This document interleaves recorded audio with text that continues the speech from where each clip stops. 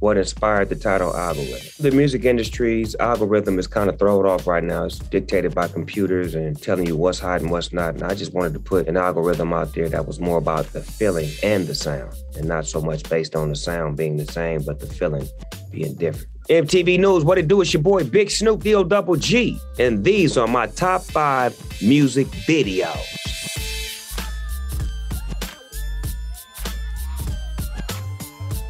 One of my favorite videos that I shot that I definitely would like to see is Drop It Like It's Hot. I love that video because it was me getting back up under my feet again, getting back to where I needed to be sonically, musically, but visually. Paul Hunter and Pharrell and myself really did some outstanding things with this video. And one particular scene that I remember the most is he has like a can of paint that's a sound effect in the song where he's shaking up the can of paint. And they had somebody that was trying to spray paint. And I'm like, watch out, cuz. I took over the spray paint and started spraying and hitting it up. And they actually used it in the video with me striking up on the wall. And that was dope because it was an organic moment where it was like somebody that was Hollywood was trying to do it, but you ain't from the hood, so you ain't gonna look right and ain't gonna feel right. So hand me the can and let me show you about this real gangster shit. And that went down and it was fly. Another favorite video of mine is Who Am I, What's My Name? Part 2. A song I did with Timbaland. Shot the music video in Vancouver, Canada. And it was an idea that I had in my head for about 4 years, where I wanted to have a big ass shoe, like the little old lady that lived in the shoe.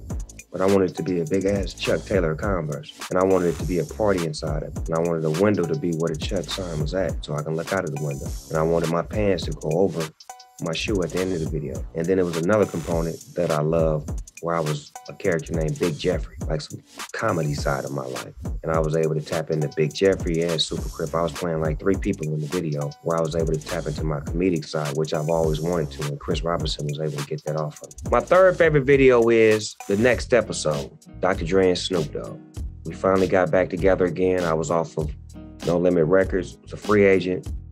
And we went back in the studio to record Chronic 2001. And this was the second single off of it. And it was huge, it was big, it felt good, and the video was so dope where he had like all of those lights and the girls spinning around. And like I said before, one of the main things about a Snoop Dogg video is his hair. I had my hair in Shirley Temples. Shirley Temples is when you curl it and you let them fall like Shirley Temple. Put the Shirley Temples in and went on a rampage. You understand me? My hair game was highly touted for about 3 months. They had me in all kind of hair magazines. You did? My next favorite music video is Doggy Dog World off of the Doggy Style album. It was my first album, and I was able to have some of the greatest Black actors and actresses to ever grace the screen be in my video. I had Ron O'Neal, Rudy Ray Moore, Fred Williams, Pam Grier, Antonio Fargas. It was like a Harlem Nights, if you ask me, for videos, where I had the best of the best, and I was in my 70s mode. I was playing to win. Ricky Harris, rest in peace, played Tada, and it was one of the funnest days of my life to be able to sit next to Ron O'Neal, Superfly, and ask him, say, man, them suits you had in Superfly, man, how much was the budget for that? He said, man, them was mine, man. I went in my closet and pulled those out. We didn't have no budget. And I thought that was so slick that was his own that he was wearing in the movie that became Superfly. And from that day on out, I went straight, it's all about me. Like, I'm gonna bring this flavor to the table. I just been told by Ron O'Neal what it is, so it don't get no slicker than that. That's Superfly.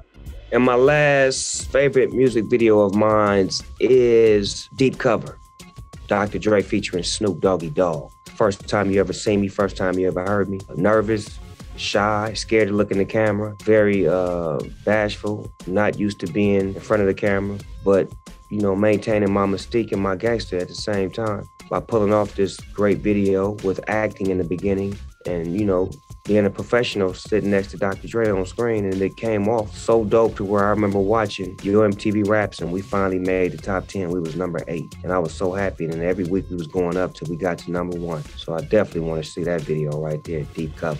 I've been able to dance around my career for so many years, to reinvent myself, to do different genres of music, and to also give other artists an opportunity to shine as well. So I think I pretty much mastered the algorithm, and that's why I wanted to come back to this situation as far as with Def Jam and reinstill some feeling and some spirit with some great music to create a whole new algorithm. I feel it's a house party. I feel it's something on there for everybody. It's an upbeat, slow groove, a record that makes you think. It's a record that makes you cry. It's a record that makes you laugh. And all in all, it's just a great, expression of great music with some artists that you probably never heard of or you probably haven't heard in a long time. But when you hear this, you're going to want to hear them again and again.